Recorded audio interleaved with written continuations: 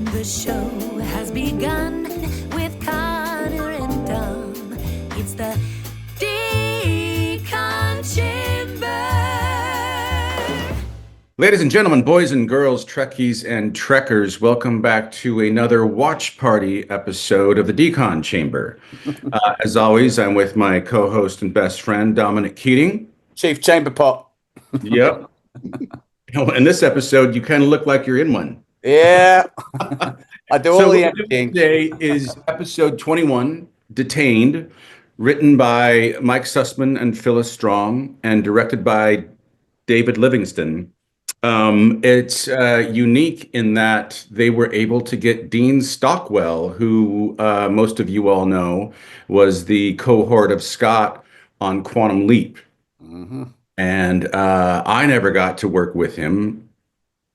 Did you? I did.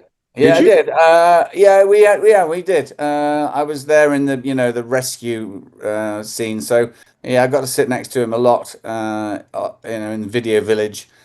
And he liked me a lot because the only thing he wanted to talk about was golf, which is I can talk about until the cows come home. And so we have with us a special guest, among other things. At the time, we were working with Jeff Lewis, our makeup artist. He was the makeup artist for me, Dom, and Anthony, and has gone on to produce, write, create all sorts of projects, and has a bunch of stuff in his Easter basket right now. Jeff Lewis, thanks for being on here with us. Yeah, it's good to see you, Jeff. It's been a long time, brother. I know. You really hours together. You've barely changed, mate. I mean, apart from the grey beard, honestly, you look pretty much exactly the same, dude. I'm surprised we all do, actually. Yeah. That's a long time ago. It's 25 years, mate. Yeah, extraordinary. Oh, we're all looking good. See you. I remember I have such fond memories of like late at night, we'd bring out the football and just toss it back and forth in front of stage. Outside stage 18 in that alleyway in the sort of concourse there. Yeah. Especially working on David Livingston's episodes, because we know those were all 18, 20-hour days, because they were shot forever. Yeah, God bless. Right. I nearly thought to surprise him and ring him up this morning and say, "Listen, Dave, if you're free, do you want to come in and pitch on him?" But I just knew that it was going to be consternation. He's going to go, "I got to watch the episode." Oh yeah. I'm not ready. I went, you know what? We'll just leave it. We'll leave Jeff. Jeff can talk it through it. This must have been just a gargantuan episode for the makeup trailer. I mean, the show opens with Anthony and the captain obviously in prison somewhere, and they peek through the door and they see nothing but Suliban everywhere they look. I don't know how many Sulibans you had to do. There was a few days where we had a bunch of people, and we usually started on those about 4:30 in the morning. Well, I mean, because how long did it take to do each one? I mean, depending on who did it, like if it was, Brad and I mean, we were kind of kicking those guys out in an hour and a half, hour and 45 minutes. Others that were kind of like. Really? Because, I mean, those faces they had 7 or 8 pieces, didn't they? At least. Oh, yeah. Yeah. But, the more we did it, the faster we kind of got. Whereas the other people we just brought in, the day checkers we brought in, it would take them 2.5 hours because they just weren't familiar like we were. Right. So kind of got it down. Yeah. Jeff, how long did you do makeup for Star Trek? By the time we met? I'd started on Deep Space, so I did Deep Space and Voyager. So by the time we got I was probably on there 5 years, and then we did 4 years of Enterprise. So I was there 9 years total. But yeah, a good gig. So I got through all the Borgs and all those guys before you, and then the Sulibans were kind of like the new thing we had for that. It was a lovely sort of oasis/sanctuary, the makeup trailer. I used to love it for the time I spent in there. And the couple of times I did have to do some extensive makeup, it was just always very chill. Yeah. And you created a lovely atmosphere in there. And absolutely. Well, that's what was always nice about you guys is like the makeup, the hair department, and the actors. We were all, I think, very good friends and very good. So it made things a lot easier. You could kind of just relax and be yourself in our trailers. And and didn't, once you got to set, it was you kind of had to flip into a different person on there, but we just had A so little much bit, fun. but Yeah. the professionality had to come through, and Yeah. Jeff, especially for you guys. yeah, Yeah. how did you get into this business?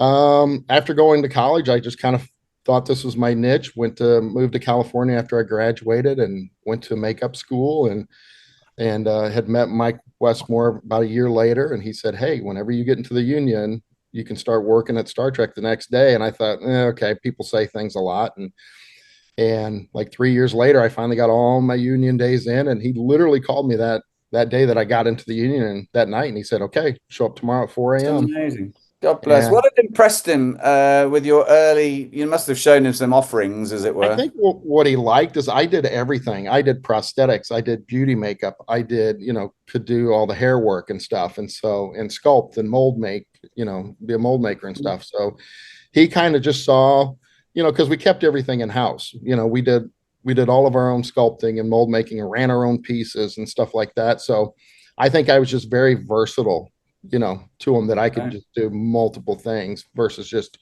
doing one kind of makeup or another. And I what drew loved it whenever I'd come in to sit down in your chair, you say, "Oh, here comes Mr. Handsome." That's right. I had That would very little always to make do me on feel you. good. Yeah. No, you guys were always pretty simple, because it We was Oh, really were, weren't we? you guys kept in great shape, and all that. And I mean, granted, in my career, I've worked with a lot of guys that I had to do a lot of work on covering eye bags and stuff, but you guys were relatively Come on, simple name and them. I fun. want to know who they are. Yeah, well, some of them. Yeah. But I know that no, it was, Denzel doesn't look that good. yeah, no. The only other guy I had, George Clooney. He was pretty darn good. Is He he? Yeah, we'd go out drinking, and he'd get up at He's 4 a in the chill morning guy, and isn't get he? ready. I bumped into him once or twice at a bar. He used to live over there in Fryman Canyon, Yeah. Fryman Canyon, and there's a bar there on Ventura that he used to hang out at. And he was Yeah. whenever you'd see him there, he was always just chatting with anyone that was chatting at Oh the yeah. bar, and he's a very cool dude. Oh yeah. So no, we Um, had a good time. But no, you guys were always just so good. so look, 20 Suliban, you're there at 4 in the morning, you get the last one in, and I'm sure I was the one that complained the most. Oh no, About no, because I think before your makeup, I had to probably do one or two prior to that. So, and then we you saved were it sort of, for up to last. speed. Yeah. Yeah, So no, yeah. you sat there, quite I good. didn't mind the Wait, putting on. I have to say, the putting on was rather it's the lovely. And taking off. you Yeah. always were very gentle, even because I remember you guys were the first ones to get the special airbrush Yeah. We started things airbrushing. that we never. I don't think you'd ever had those before, and that was a very chill, lovely sort of thing to go through. Yeah. our normal makeup time to get me on set was about 7 minutes. Yeah, It wasn't likewise. much. A little Yeah, spray, and that was about it. And then you guys yeah. went off, and Dominic, you usually did your hair in the makeup trailer anyway, and I did. I Yeah, I think did you skipped hair trailer altogether most days. pretty much. You Yeah, know, I came with my own paste. that's right. Yep, you got And your hair done. I think they touched you on set, and every now and again, I look at a shot of me and go, "Yeah, I ever pasted there." that's all right. It's a little Billy Idol. Yeah, that's okay. But So Anthony and Scott wake up. They're in what we find out to be a detention center. mm, An internment The, camp. the Yeah. Tandarans. Yes. It's a very poignant episode, particularly right now, yeah, given that the Tandarans are in some sort of war with the Suliban, but particularly with the Cabal Suliban, who have genetically modified themselves and can slither under doors and do all sorts of nefarious things, and they make no distinction. And we don't know that either. No, we don't. right. I mean, there's one incredibly poignant line in the episode where all that seems to matter to them is this is one of the Suliban, the father character, Danik, I think it is. All that seems to matter is the way we look. I mean, could that be any more, pertinent to the Yeah. days we're living in here in the United States of America? Well, but if you notice, that's It what was chilling to hear that. Star Trek has always been like that. You look Yeah, back to the original series, and it was very you could tell the stories were had a political undertone of the time, and it always kind of changed through whether it was the original or Voyager or Deep Space. You always had that current undertone of politics in there. Yeah. Yes, but not shoved down your throat. I mean, no. But you could, they but were by always watching quite it, you clever could at that. tell. Yeah, I mean, you could tell who the Klingons were. You could tell who, like what Gene Roddenberry was trying to say. Like Klingons kind of were that Russian kind of, Right. force and stuff. And Yeah, but it's holding up a mirror to reflect upon what's happening. yes, yeah, Okay. yeah, and that's what Gene Roddenberry started, and everybody just kind of carried that through with all the other shows. So Colonel Grat, played by the Dean Stockwell, it's a lovely perf. It really is, and we were lucky to get him. Oh yeah. God knows. I mean, we're losing them all now, aren't we? Redford yesterday. I mean, it's frightening that we're coming to that point in our life where all these, our heroes from our adolescence are now passing on. Bless. Oh yeah. I mean, I was, I'm a huge Sylvester Stallone fan, and to sit there and think, God, he's almost 80 himself. What is he, like 78, 79? And it's just like all of our idols are going. And I was having a conversation with somebody saying all of our great music idols that we all grew up loving, they're all in their 80s now. McCartney and Ringo and all the surviving Aerosmith and all those guys. Unbelievably, Keith Richards. Yeah, well, he'll live forever. I take him out of the category. He'll live forever. Yes, look, I mean, it's extraordinary. He's just pickled, as it were, in a good way. Oh yeah. So Colonel Grat says to them, it's a bit of a misunderstanding. We thought you were genetically enhanced Suliban, posing as, we don't know what race you are, but apparently you're humans. We'll get you on your way in 3 days. You'll have to appear before a magistrate on Tandar Prime. So, and it's like, settle back, enjoy your stay here at the detention center. But I think that Grat's being cagey because he knows this information about about Saren, yes, and all of that story. He's being so cagey and waiting to see if Archer will just talking and Archer won't. And he's not gonna. And of course, Captain Archer gets wind pretty quickly that what's going down here at the detention center is not to his liking. And once again, a beautiful performance by Danik. Is that Dennis Christopher? Yes, it is, isn't it? It's lovely, isn't it? Wonderful. Yeah. The only thing we're guilty of is being Suliban. Yeah, him and the child were terrific, but he stands out, and it's a really thoughtful and a moving performance. And I mean, I found some of it hard to look at. Obviously, the inspiration for this, as we know, was Manzanar. Have you ever heard of Manzanar, Subcommander? And the detention centers that the US government saw fit to put up for the Japanese internment after Pearl Harbor. But my word, I mean, it couldn't be more, on the nose of what's happening today with ICE and in various cities around our country right now. It's like they say, like life imitates art, Yeah, no kidding. Yeah, and history repeats itself over and over and over again. Yep.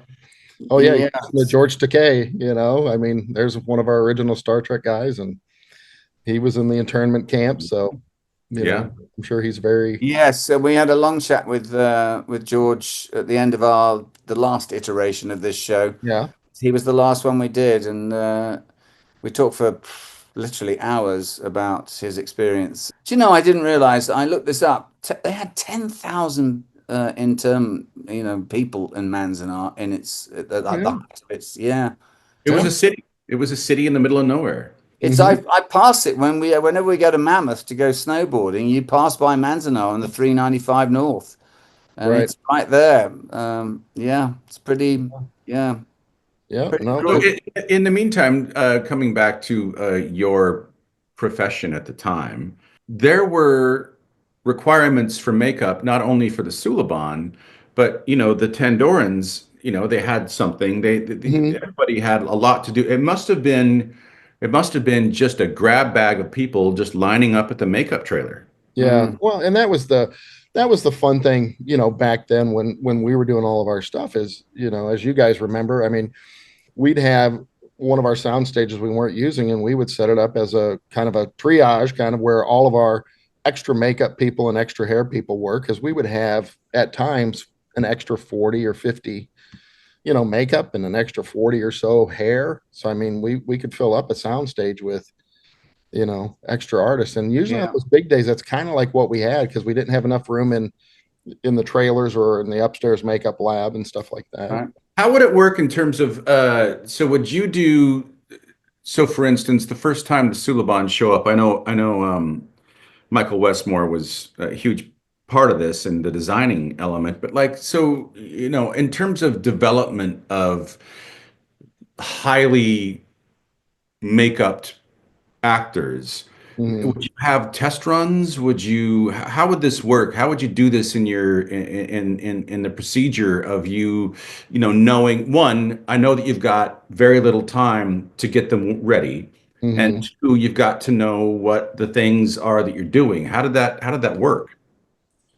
Well, it was funny because like I think it was on the last day of Voyager, because Deep Space had already ended, because we were shooting both of those at the same time, but Deep Space ended the year before with its run. And then that next year, when Voyager was going down, on the last day of Voyager, Michael came up to me and said, "Hey, we're doing Enterprise. I want you to, be on staff for that one." And I said, "Okay." And he's like, "And we have these new characters called Suliban, so we need to create something new." I'm like, "Okay." So, and back then we had very little time between that series. I think we had a couple months off, 2.5 months off between that and when we were starting Enterprise. And he said, "Go out, find something, research something, figure out how. I want something new. I want a new skin." And so I left work that night for a few hours and ended up going to the grocery store, brought back a cantaloupe. I knew it. Pressed that into the clay. And I said, "Michael, here's our new skin." And he's like, "I love it. Let's go with it." So over the next 2 months, we just, laid out thin things of clay, and I, rolled them with the cantaloupe, and we laid them on the head forms and stuff, and just developed the whole look. But that's how they got their name. They were nicknamed Melon Heads from then on, weren't they? Oh yeah, because I brought that back, and then Brad went and he came up with the coloring. That was the brown color with the yellow. I mean, how many layers of brush work would that take to get that effect? That one was actually pretty easy, because we just painted the whole thing brown, and then we went through and then just dry brushed or used a sponge. And since the deep layers would stay brown, we would hit all the top parts, right? With the yellow, and that's what kind of gave us that whole dimension to the makeup, because but that's how we kind of came up with that makeup. So they look great, man, I have to say. And and you slightly do the hands just to sort of mix and match the body. Well, we came up with because even for the hands we had appliances. I think for you we had like 10 or 12 appliances, because we had the head, the throat, nose. I remember it was like bags, ears, hands. And that's because they had to be malleable, right? Everything had to be able to be moved naturally. So you couldn't just put on a mask of someone. It had to be able to express emotion. The face pieces there must have been 8 separate face pieces or something like that. Yeah, because there was like the 2 eye bags, the nose. There was a skull cap that went all the way down. That was the main piece. Yeah, and that was the thickest part. Everything else was real thin, God knows. I mean, at 4 a.m. when they take that off, I mean, a waterfall of sweat. Oh God, running down my back. It was just. Yeah, well, that's why even on yours down, because that cap came all the way down and to the back of the neck. I always left a little opening down there, because your costume would cover it to where at least the sweat could get out of your head. Little breathing. So it wasn't, piling up in there. So where are we in the episode? Let's have a look. So Grat won't let Enterprise talk to Captain Archer and Travis. I'd like to speak with them. I'm sorry, but regulations forbid that. Look, the other part about it was I love that speech that Danik gives, that, back before this all went down, much like the Japanese living as Americans in America, we were, neighbors and friends. And in fact, the lead guard was my neighbor and friend. Yeah. And it just makes it all the more sort of, disgusting how we can find ourselves in these, social situations, as it were. Um, Danik's wife requests a transfer to the camp so she can be with her and her son, is refused. We were separated during the relocation. I mean, it's pretty grim stuff. And as you say, Con, Grat realizes he knows all about Broken Bow and our Enterprise trying to get Tiny Lister, the Klingon, back to his home world, and then coming into contact with Saren, and he wants the lowdown on what we know about the Cabal and the engineered. Enterprise took the Klingon back to his homeworld. So it's that level of constant anxiety about what does our enemy, what does our perceived enemy entail in terms of what they can do. And again, it comes back to things we deal with now, things It's a slippery slope, though, isn't it? This is when you start just rounding people up, and if you don't look the right color or don't speak with the right accent, there's a possibility that you are going to be detained and interred. Yeah. Only for a reason of the way you look or where you're from. Yeah, which is pretty grim. Yep. I mean, who wants to, do we want to live in a society that is the stable of its intent? I mean, not really. So anyway, yes. So they're threatened with a detention of another 60 days if they don't fess up about what we know about the Cabal and Saren and everything that happened in the Broken Bow episode. I'd hate to see you miss that transport tomorrow morning.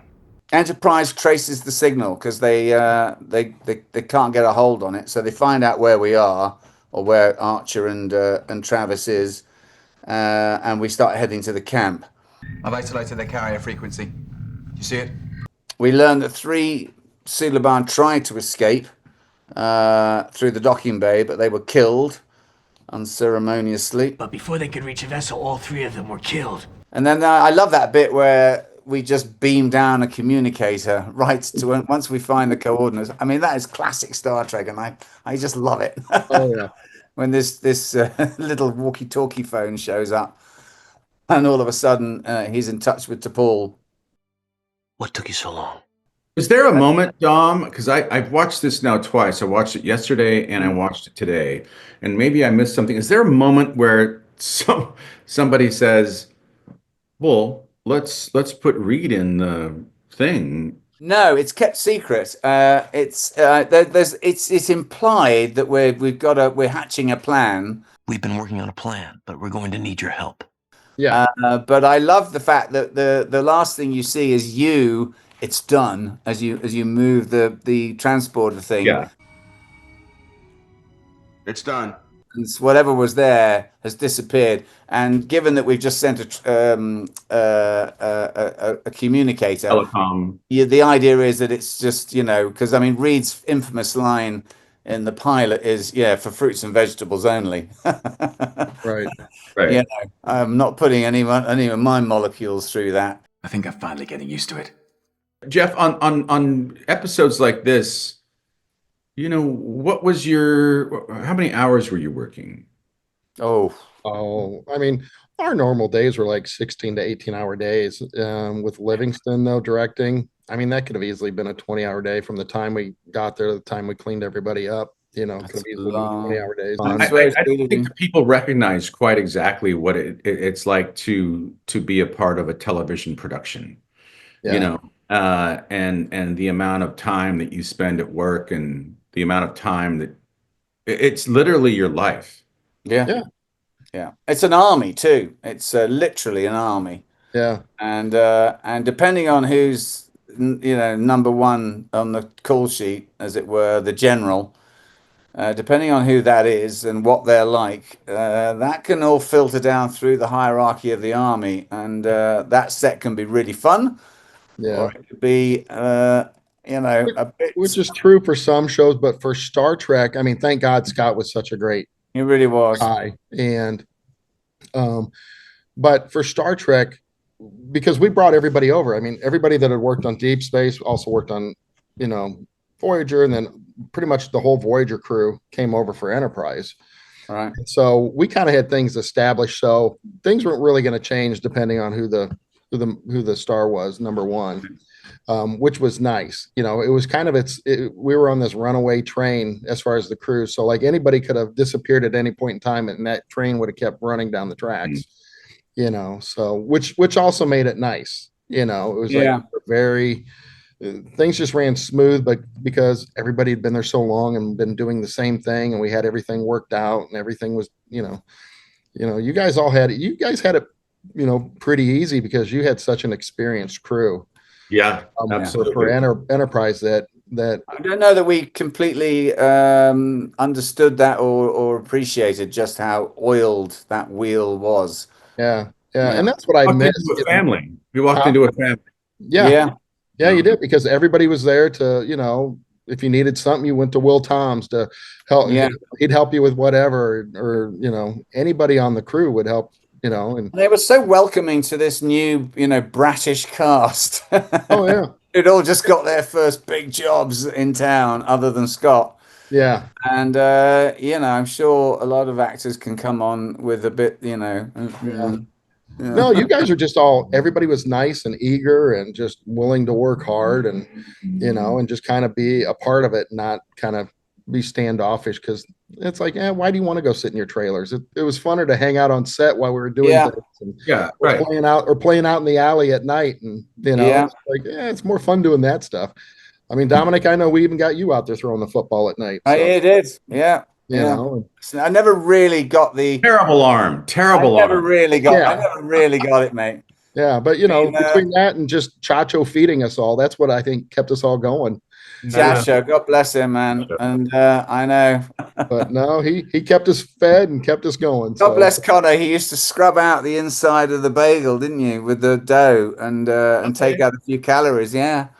And always. And then just drink 6 Diet Pep, because we had Pepsi, not Coke. Right. Diet Pepsis a day, and ultimately gave me kidney stones. But nonetheless, I wasn't eating. I mean, I think what I take away from Star Trek that I appreciate more about it is, like, after that, no show ever seemed the same. I mean, Star Trek really was the greatest show to work on. Bless, mate. So for all of us to get to work on that, we were saying that just a few days ago with Rick and Brannon, and now that we're coming to the 60th anniversary, and we're so honored and lucky to have been a part of such an iconic, forever show that will never be rivaled. I can't imagine. Hollywood doesn't shoot things like that anymore. It doesn't. So you were pretty much the last of that big group.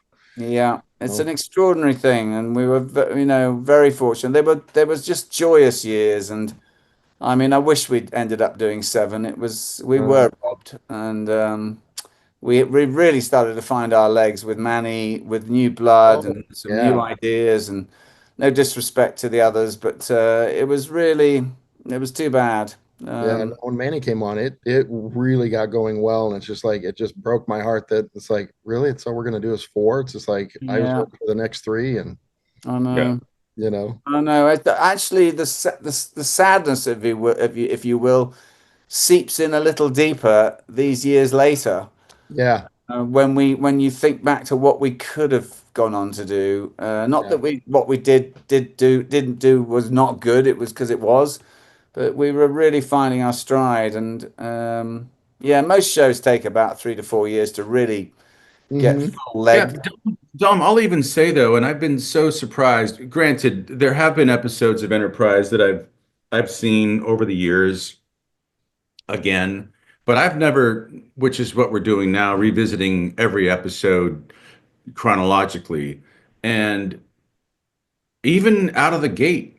We were all still trying to sort of ease into our characters. I mean, you guys had all like we just talked about, you've been a family for years and years and years at that point, and we're a well-oiled machine, and we were still trying to figure that stuff out for sort of how we can sort of ease into our own roles in a way.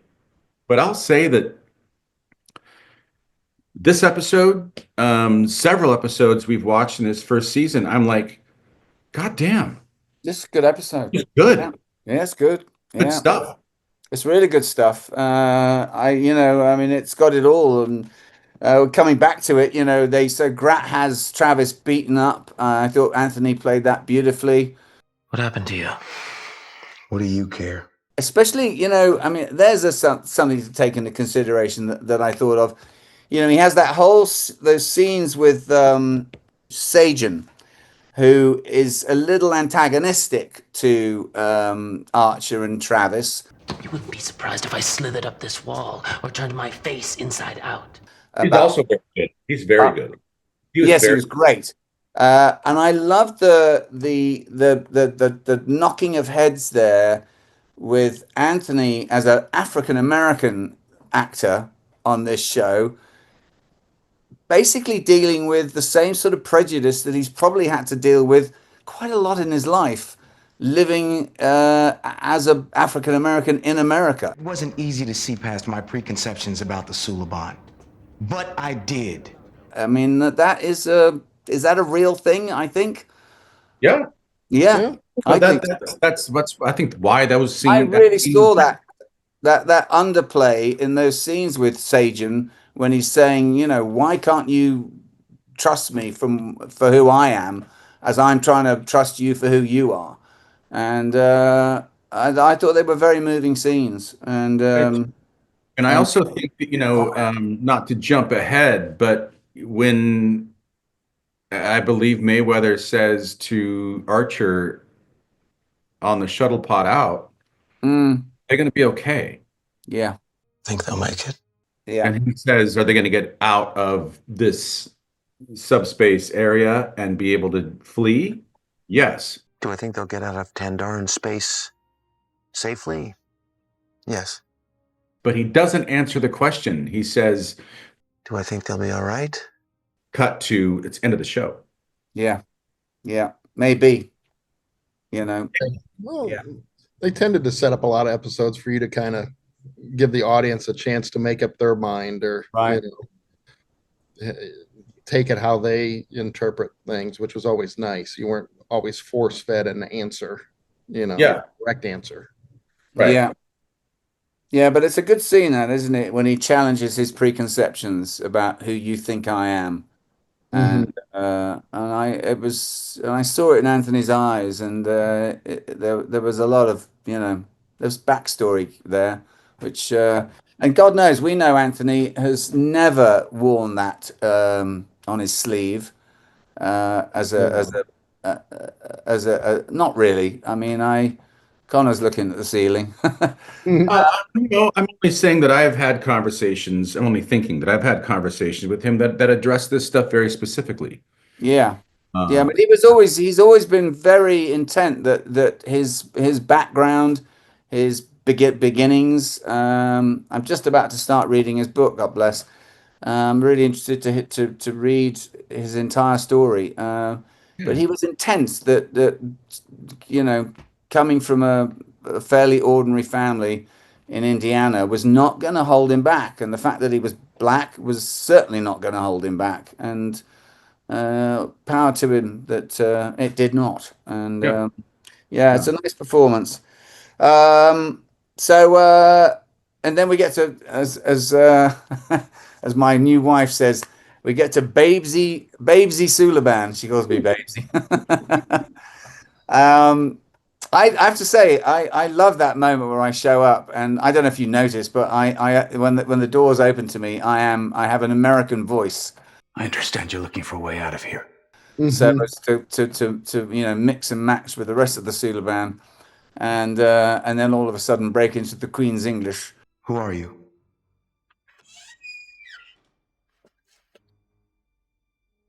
Don't you recognize me, Travis? If I'm going to blow my own horn, I just loved the fact that when I show up at that door, it's like, who is that? and it's certainly not Malcolm. Yes? And I really, I doff my cap to that. Oh yeah. Well, Dom, here's a question for you. How was your experience wearing the makeup of the Suliban? Oh, it was absolutely hellacious, mate. But you wouldn't trade it. Honestly, it's a long day, man. I mean, only the lead actors got to complain about that crap, and I'm sure I had my fair dose of complaints. I think you had to eat. You could only eat through the straw. I seem to remember you couldn't really move. You couldn't chew because this was all going to crack. Yes. And, Yeah. Especially when you had the lips on. Yeah. You know, it wasn't quite Doug Jones stuff, but it was right up there. You know, John Fleck did not want to carry on doing Silic because he hated it. Oh yes, he did. It's very claustrophobic. It's you are all day in a headspace that is just in your head. You don't really want to interact with anyone. You can't really eat. You can't, you can drink through a straw. I mean, I remember eating, drinking power, stuff, sucked through a straw. But the worst part of it all was the takeoff at night, and it was 3 a.m, and it's been a long ass day, and then the solvents to get that crap off. And they were, God bless Jeff and kind of blanking on his Brad were wonderful at it and very soothing. But my pissed off Irish skin did not like it, mate. I mean, no, and that's and the thing is, we tried to find everything we could that and that's why we, after we got everything off and you washed your face, then we sat you down and put on that Kiehl's, that green cucumber. Yeah, that's right. Keep in the fridge just to try to do anything. That helped a lot. I have to say. There's just a point of there's some things we just couldn't get around back then. No, and I'd come home, and thank God I was literally 10 minutes away then. But I'd come home, and it'd be now 4 a.m, and I'd look in the mirror before going to bed, and I just looked like a blotched, I mean, just like, oh Jesus, and I'm like, in 10 hours they're going to do it again. Oh yeah, and that's why I always thought Jeffrey Combs was great, because Jeffrey Combs somehow, I don't know if he really loved it, but he really could deal with it. He was one of the best ones we ever had that could just deal with it. Yeah, he's got good skin, Jeffrey, and he's got quite thick skin. And he, I asked Michael Dorn, I mean, how did you react to it? He said, "Oh, not good," and he did it for literally decades. Yeah, and but yeah, I can see Jeff's skin is quite. It's not rhinoceros skin, but he's got good solid skin. Yeah, and he looks. I've seen it now. I look at him and go, yeah, your skin could take that. My pores are open. I've got quite thin skin, and God knows I've got another one of those, Connor, here. I'm going in for another fucking scample. Yeah, get older.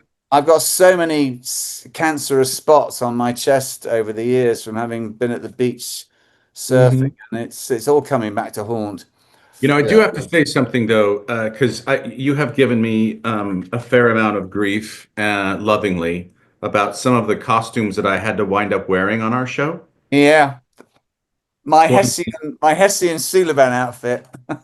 Yeah, but I will say, I thought to myself when you showed up, and you have this, you're almost like a Suliban teenager, because you've got this hoodie. What happened?